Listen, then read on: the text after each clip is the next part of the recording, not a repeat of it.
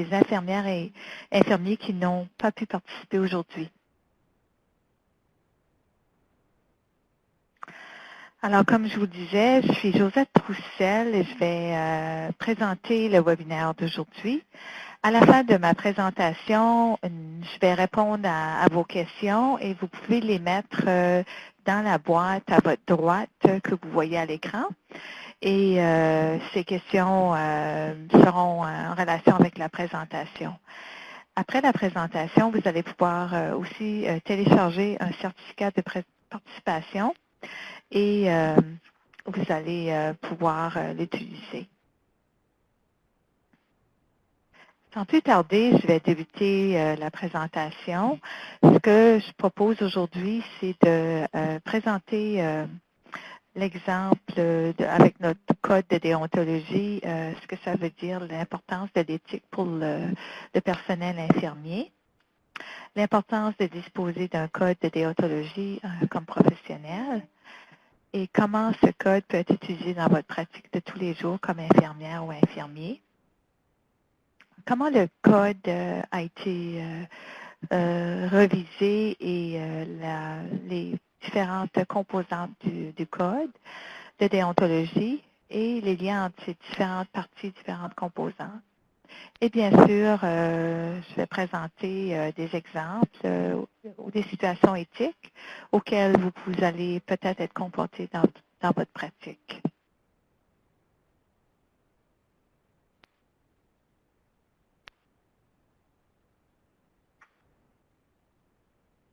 Alors, l'importance de l'éthique peut nous donner l'importance de nos décisions dans les situations éthiques dans notre quotidien.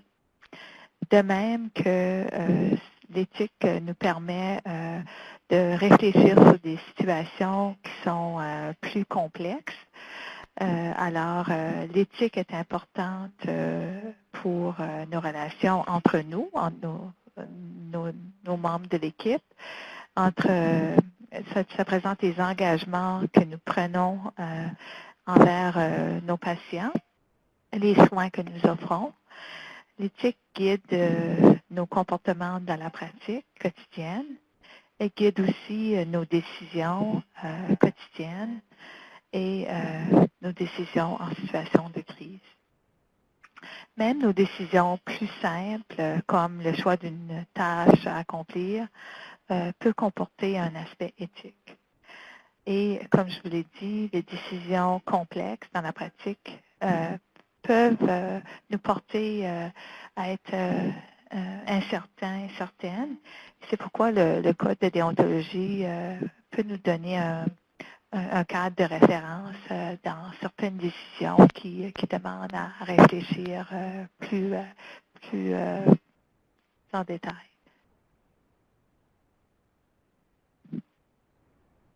Alors, je poursuis avec une description plus détaillée sur le code de déontologie.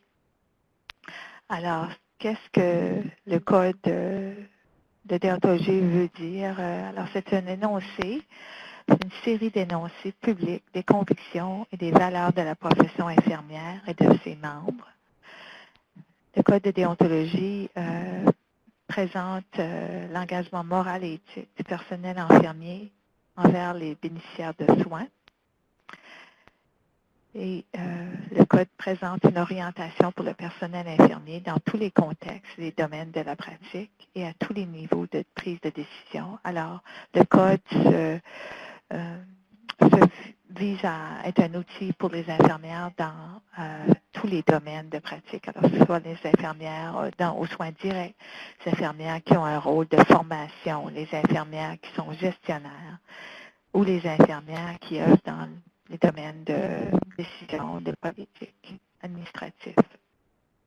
Le code présente de l'information pour aider les infirmières et infirmiers à exercer en faisant preuve d'éthique et à travailler malgré les difficultés éthiques qui se posent dans leur pratique avec les personnes, les familles, les communautés et le système de soins de santé. Alors, c'est très large. Le code présente un énoncé des attentes et un guide d'orientation pour les relations, les responsabilités, les comportements et la prise de décisions éthiques. C'est aussi un moyen d'auto-évaluation et d'auto-réflexion. Vous allez voir avec les exemples. C'est aussi une base pour la rétroaction, l'examen par les pairs, la défense des intérêts. Le volet advocacy. C'est important de voir l'évolution du code de déontologie de l'AIC. Alors, depuis plusieurs années, en 1954, l'Association des infirmières et infirmiers du Canada adopte le premier code de déontologie et ce code de déontologie s'appuyait sur celui du Conseil international des infirmières et infirmiers. Ce code avait 2 pages et faisait en sorte que il y avait des énoncés sur la confidentialité, la compréhension, la sympathie, la mise en pratique des compétences et connaissances que l'infirmière avait envers ses patients. Alors, ce que vous voyez est un exemple d'un énoncé de ce code de déontologie. Vous voyez comment ça a changé. Alors, l'infirmière a l'obligation de suivre les ordres du médecin de façon intelligente et loyale. Alors, bien sûr, ce n'est plus le cas, mais en 2017, on se retrouve avec un code révisé qui a au tout plus 50 pages. Et ce code a été élaboré en collaboration avec les infirmières et infirmiers du Canada et dont les infirmières auxiliaires pour présenter vraiment une perspective infirmière plus globale. Et ce nouveau code a mis des révisions sur certains aspects des soins éthiques et ce sont des exemples sur la diapo et mis sur les soins éthiques, la promotion de la santé, du bien-être, la prise de décision éclairée, respect de la vie privée, de la confidentialité. Il y a des révisions qui ont été faites au niveau de la justice sociale et on a aussi fait certaines révisions en relation à des références récentes sur l'approche palliative des soins, sur certains énoncés de position qui ont été publiés récemment par l'association. Et cette mise à jour a été complétée cette année et publiée, disponible depuis le mois d'août. Alors maintenant, je vais passer à travers plus de détails sur les différences entre les codes de déontologie et la réglementation. Et ce que l'on constate, c'est que le code sert conjointement d'un outil avec vos normes professionnelles et les lois qui sont régies de votre province ou territoire et la réglementation que vous devez suivre dans la province ou le territoire où vous pratiquez. Dans de nombreuses provinces canadiennes et territoires, le code fait partie des normes de la pratique infirmière. Alors, ce que l'on constate, c'est que la législation, les lois exigent que les infirmières et infirmiers vont pratiquer selon les normes. Alors, donc, les lois demandent aux infirmières et infirmiers de pratiquer selon un code de déontologie.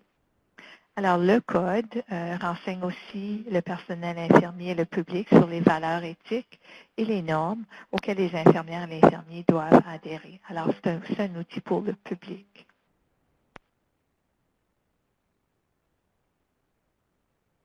Alors, un peu plus de détails sur comment l'Association des infirmières et infirmiers du Canada a créé le code. Et puis, dans la diapo, vous avez un cercle dont la partie centrale représente le cœur de votre pratique. Alors, ce sont vos valeurs infirmières et responsabilités déontologiques. Alors, c'est la première partie du code.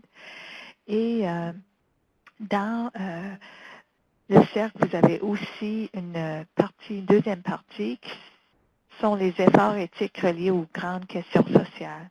Alors, dans ces efforts éthiques, vous avez des questions qui sont représentées et puis on fait les liens avec les valeurs et les responsabilités éthiques. Alors, l'AIC a tenté avec le Code et dans sa révision d'élaborer un outil qui représente à la fois des objectifs qui permettent d'aligner la partie réglementation et la partie aspiration, visionnaire. Et puis, ce sont deux objectifs qui sont pas vraiment en opposition, mais plutôt en harmonie avec l'un des autres. Alors, l'objectif des attentes éthiques pour représenter nos normes réglementaires et aussi des objectifs de pratiquer selon des normes, selon un code de déontologie, afin de répondre à un objectif de confiance envers le public et aussi un début d'un code de déontologie. Alors, dans la première partie, je vais décrire plus en détail les valeurs qui se retrouvent dans la nouvelle version. Et puis, ces valeurs, infirmières, responsabilités, comprennent les valeurs, les principes déontologiques suivants. Alors, je ne vais pas les décrire, mais je vais tout simplement vous nommer les principes déontologiques. Alors, le premier, c'est de fournir des soins sécuritaires et éthiques avec compétence et compassion. Le deuxième, le principe dans vos responsabilités, promouvoir la santé et le bien-être. Le troisième, promouvoir et respecter la prise de décision éclairée. La quatrième responsabilité, honorer la dignité. La cinquième, respecter la vie privée et protéger la confidentialité. Et la prochaine est promouvoir la justice. Et la dernière est l'acceptation, accepter l'obligation de rendre compte. Alors, ce que le Code fait, il relie des valeurs à votre pratique. Alors, c'est ce que vous retrouvez dans la description des valeurs. Alors, vous avez avec vos valeurs une responsabilité qui se retrouve dans la description de cette première partie du Code. Alors, je vais vous donner un exemple d'une valeur déontologique qui se retrouve dans la partie du Code, la partie D, honorer la dignité. Alors, je vais donner l'exemple avec l'aide médicale à mourir. Les infirmières et infirmiers doivent comprendre la loi afin d'envisager la façon d'intervenir dans l'aide médicale à mourir selon leurs croyances et leurs valeurs personnelles. S'ils croient qu'ils s'opposeraient volontairement à fournir des soins aux personnes ayant sollicité l'aide médicale à mourir, ils doivent s'entretenir à l'avance à ce sujet avec leur superviseur. Alors, vous voyez la relation entre un énoncé de responsabilité, de façon dont cet énoncé est mis en place dans votre pratique.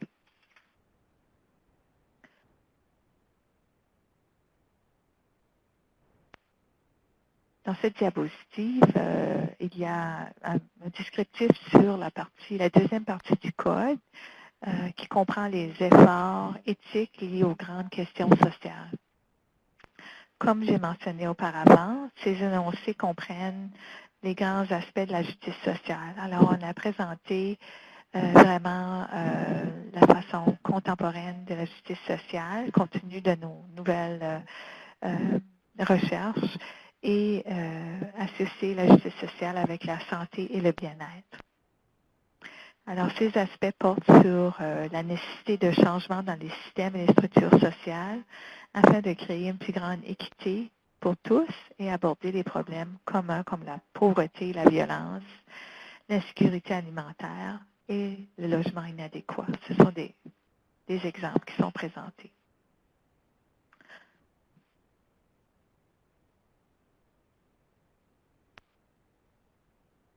Alors, comment le code peut être utile pour prendre mes décisions dans ma pratique quotidienne comme infirmière ou infirmier? Vu sous cet angle, le code va vous permettre de pouvoir comprendre vraiment vos engagements éthiques en relation avec votre pratique, votre milieu de travail. Alors, il peut servir aussi comme moyen d'auto-réflexion et comme base pour fournir ou recevoir de la rétroaction et comme un outil pour défendre les intérêts. Vous pouvez aussi utiliser le code pour envisager l'éthique de votre pratique et pour évaluer certaines choses qui se présentent dans votre pratique. Alors, je vais poursuivre avec des exemples. Alors, comment le code peut être utilisé pour donner ou recevoir une rétroaction? Alors, je vous présente une situation qui peut survenir dans votre milieu de travail.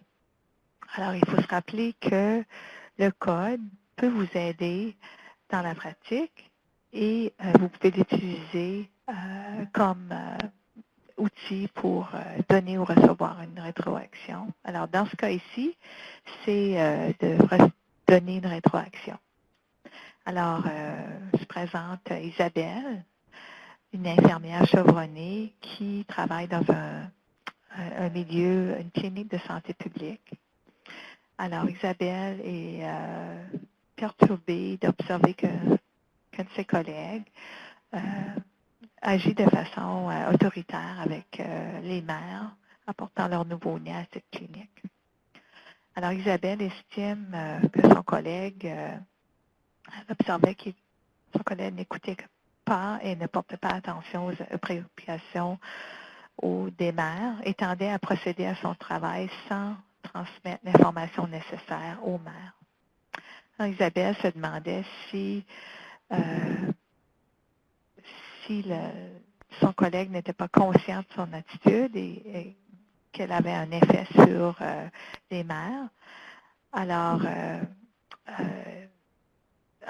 si Isabelle, dans ce cas-là, se demande comment je vais aborder ma collègue, mon collègue, sur le fait que ça relève de ses responsabilités. Alors, Isabelle consulte le code de déontologie comme guide, comme référence, et a trouvé des réponses dans les énoncés de responsabilités, promouvoir et respecter la prise de décision éclairée. Et c'est une situation qui constatait qu'il y avait des lacunes. Alors, je vais vous lire la partie dont Isabelle a consulté. Alors, dans la première partie, promouvoir et respecter la prise de décision éclairée, les infirmières et infirmiers doivent fournir aux bénéficiaires de soins les renseignements dont ceux-ci ont besoin pour prendre des décisions éclairées de manière autonome concernant leur santé et leur bien-être. Les infirmières et infirmiers s'efforcent également de garantir que les renseignements sur la santé sont communiqués de façon ouverte, précise, compréhensive et transparente.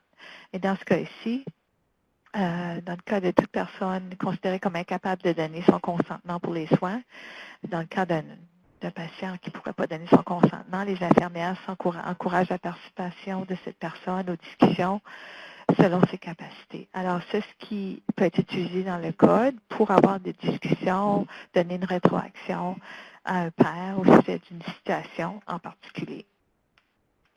Un autre exemple serait l'utilisation du code pour défendre certains intérêts. Alors, la partie advocacy. Alors, vous pouvez utiliser le code pour militer en faveur de changements au nom de vos patients ou d'une population lorsque vous croyez qu'ils ne reçoivent pas le traitement ou les soins nécessaires à leurs besoins ou lorsqu'une situation semble inappropriée du point de vue de l'éthique. Alors, un exemple serait une situation où on constate que il y a des manques, et puis il y a une population qui est vulnérable. On peut, comme infirmière, être revendicatrice, puis proposer des solutions. Alors, le code aborde aussi différents changements et défis auxquels les infirmières et infirmiers sont confrontés dans leur pratique. Alors, l'exemple des changements ou des défis qui affectent le public, on peut donner au public un accès à l'information, soit de manière formelle ou informelle. Un défi qui peut influencer notre vision, c'est les changements démographiques et la durée de vie plus longue qui peuvent amener des défis au niveau de notre pratique. Les changements et défis qui affectent d'autres changements et la diversité accrue des populations et des bénéficiaires de soins, alors toutes les diversités culturelles. Il y a aussi des défis au niveau la pénurie du personnel et de l'effectif infirmier, et aussi les heures et les charges de travail excessives. Alors, dans tous ces défis-là, le code comprend des questions qui peuvent aider l'infirmière dans son cheminement, dans sa réflexion.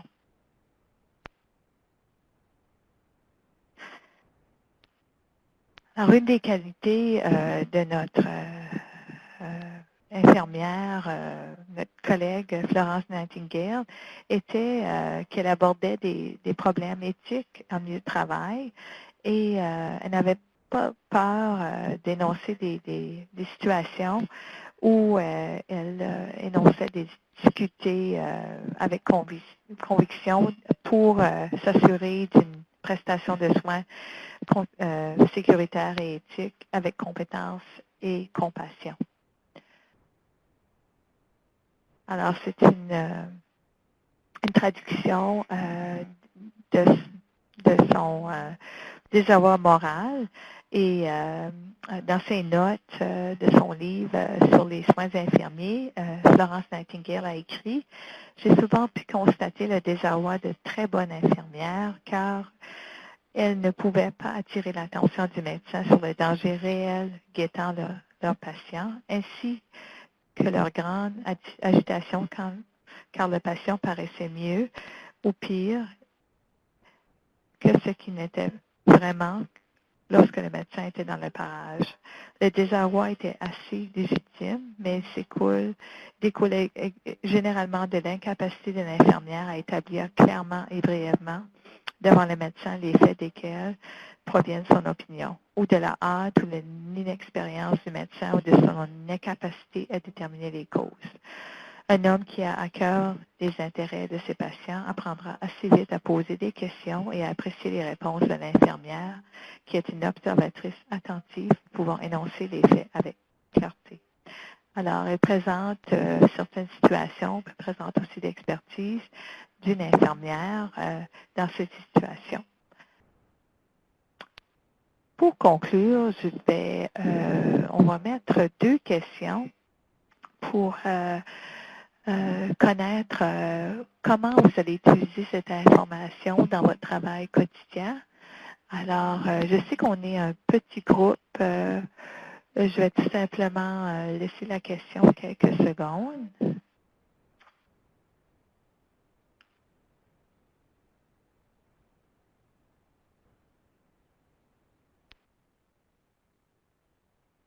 Alors, les participants constatent que le code de déontologie a vraiment une utilité dans leur pratique.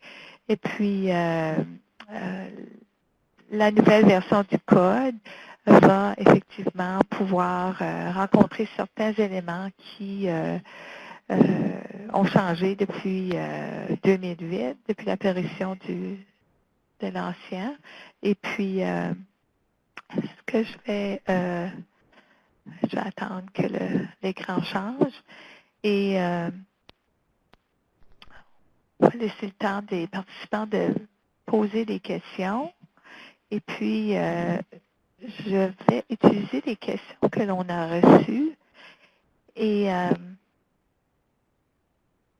une des questions que l'on a souvent, c'est sur l'importance du code de déontologie dans la pratique d'une infirmière ou d'un infirmier. Et puis, Ce que l'on peut dire, c'est que l'importance du code est de nous préparer comme professionnels à poser les bonnes questions et puis à réfléchir sur des situations qui peuvent nous demander une réflexion assez